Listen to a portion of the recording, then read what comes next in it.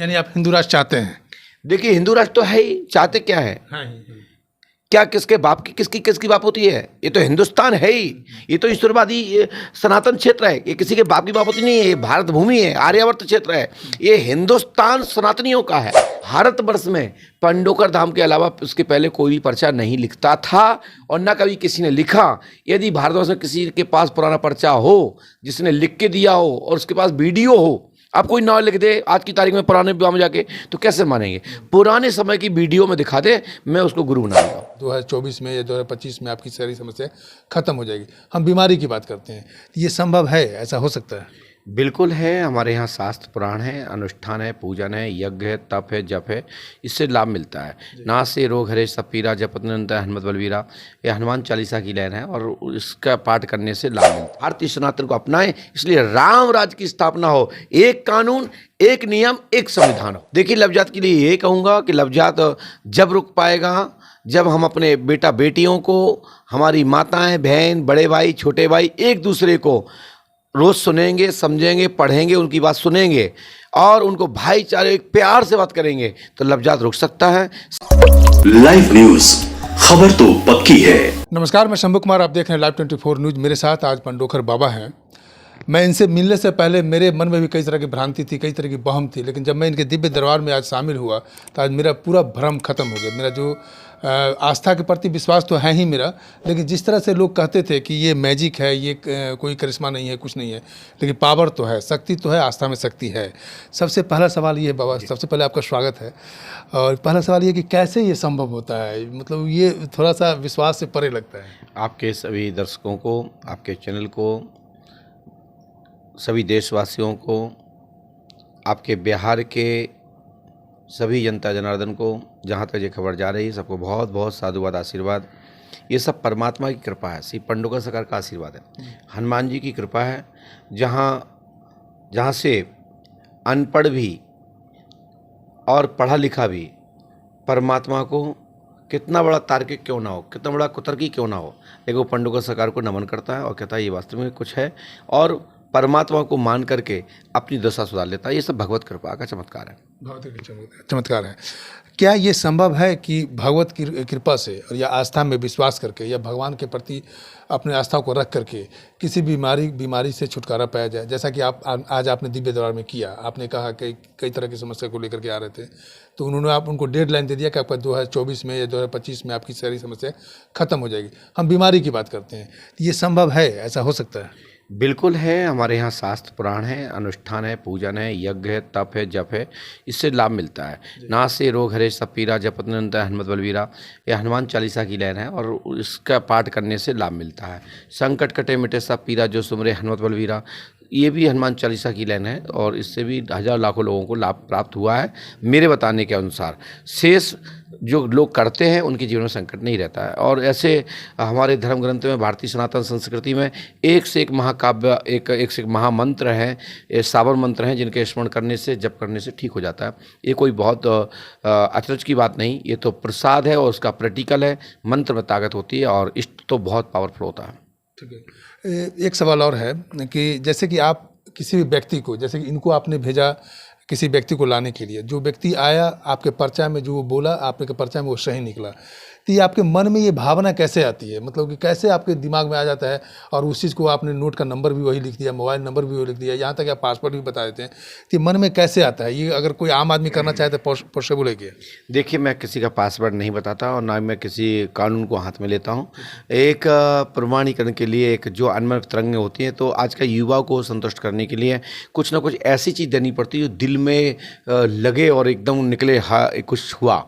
तो मेरा कहने का तात्पर्य यह है कि ये सब हनुमान जी पंडोकर सरकार की लीला है और मैं खुद ही आज तक नहीं समझ पाया हूँ कि मैं कैसे बता देता हूँ। लेकिन मैं इतना कहता हूँ कि हनुमान जी के हो जाइए, आपको सब चीज़ बहुत सहज और सरल और बहुत चमत्कृत नहीं दिखेंगे। ये लगेगा ये तो खिलौना है, रोज़ का है, होता रहता है। तो मैं तो ये खेल खेल में लिख देता हूँ और लोग मान देते हैं। क्योंकि जो मैंने आज पर्ची निकाली थी, जो आपके भाई गए थे बुलाने मीडिया से, मैं ये पर्ची कानपुर में लिखा था, कानपुर से लिख के, कानपुर में लिखा था उसको? जी, कानपुर में लिखा। और वो मैंने कहा कि किसी को उठा के लाओ, तो मीडिया को बुलाना था, तो आदेश आया कि नहीं मीडिया वाला जाएगा।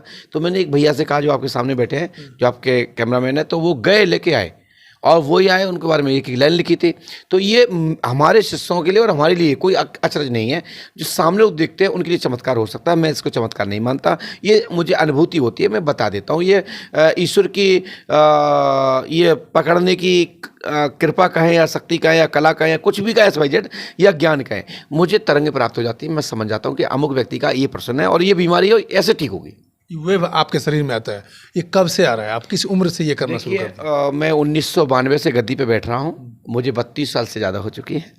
और सोशल मीडिया का प्लेटफार्म लगभग 2007-8 में लोग जान पाए थे, लेकिन उजागर हुआ 17-18 में। लेकिन हमारा वीडियो यूट्यूब चैनल पर 2012 तक का उपलब्ध है, 2011 तक का उपलब्ध आपके यूट्यूब सोशल मीडिया पर पड़ा है। और हमारे पास VCR, BCP, फिर उसके बाद DVDR, CD में बहुत बड़ा मटेरियल है। तो लगभग जो जैसे जैसे योग रहा, उस योग में वीडियो फुटेज मेरे पंडोकर धाम में उपलब्ध है। और भारतवर्ष में पंडोकर धाम के अलावा उसके पहले कोई भी पर्चा नहीं लिखता था और ना कभी किसी ने लिखा। यदि भारतवर्ष में किसी के पास पुराना पर्चा हो जिसने लिख के दिया हो और उसके पास वीडियो हो, आप कोई नाम लिख दे आज की तारीख में पुराने विवाह में जाके, तो कैसे मानेंगे? पुराने समय की वीडियो में दिखा दे, मैं उसको गुरु बना लूँगा। गुरु बना लेंगे। अब बात करते हैं, थोड़ा सा हम कंट्रोवर्सी सवाल करेंगे, क्योंकि अभी देश में जो चल रहा है, हिंदू राष्ट्र को आप कितना सपोर्ट करेंगे? देखिए, हिंदू राष्ट्र हमारा पहले से है। सनातन भूमि ये सिंध से हिंद में परिवर्तन हुआ और ये सनातन भूमि आर्यावर्त भूमि है। और आर्यावर्ती ईश्वरवादी होते हैं, परमात्मा को मानने वाले होते हैं। मैं हिंदू धर्म को बिल्कुल मानता हूँ कि सिंध से हिंद हुआ और हिंदुस्तान के नाम से पूरा दुनिया, क्या ये पूरा ब्रह्मांड में हिंदुस्तान की गूंज है। भारत भूमि पूरे विश्व में विख्यात है कि भारत में राम और कृष्ण, माता भगवती दुर्गा, माता भगवती सीता जैसी, माता सीता अनसुईया मैया जैसी इस भारत माता की भूमि पर मातृशक्ति और देव शक्ति साक्षात ब्रह्म और साक्षात दुर्गा के रूप में जन्मी है। यानी आप हिंदू राष्ट्र चाहते हैं? देखिए, हिंदू राष्ट्र तो है ही, चाहते क्या है? क्या किसके बाप की किसकी बाप होती है? ये तो हिंदुस्तान है ही, ये तो ईश्वरवादी सनातन क्षेत्र है, ये किसी के बाप की बाप होती नहीं है। ये भारत भूमि है, आर्यावर्त क्षेत्र है, ये हिंदुस्तान सनातनियों का है। लेकिन हिंदुस्तान से ही हिंदू शब्द आने से कोई मुझे विरोध नहीं है। हमारा कहने का मतलब है, हम राम राज्य चाहते हैं, किसी को किसी भी जाति पंथ समुदाय को दुख ना पहुंचे, सब मिलजुल करके हरे भरे रह करके भारत भूमि की गुणगान गाएं और भारतीय सनातन को अपनाएं। इसलिए राम राज्य की स्थापना हो, एक कानून, एक नियम, एक संविधान हो। लास्ट सवाल है लड़कियों के लिए, हिंदू लड़कियों के लिए लव जिहाद पर क्या कहेंगे?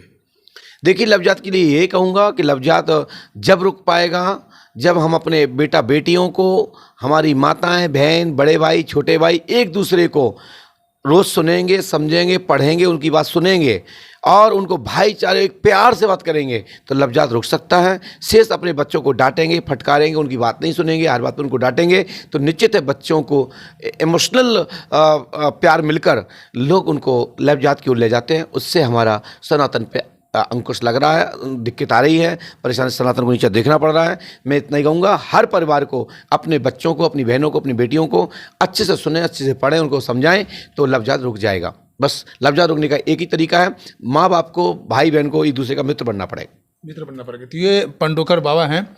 और आपको बता दें कि कल यानी 10 अगस्त को बापू सभागार गांधी मैदान में इनका फिर से दिव्य दरबार लगेगा। 3 दिन का दिव्य दरबार था, दूसरा दिन था। जो भी मेरे वीडियो को देखते हैं, दिव्य दरबार में आए और इनका आशीर्वाद ले। इनका आशीर्वाद आपको हम उम्मीद करते हैं कि आपके जीवन में जितने भी कष्ट है, उस कष्ट का निवारण होगा। मैं शंभू कुमार, कैमरा राजेश के साथ पटना। अगर मैं चैनल को लाइक और सब्सक्राइब नहीं किया तो लाइक करें, सब्सक्राइब करें। Thank you so much. Live news, खबर तो पक्की है।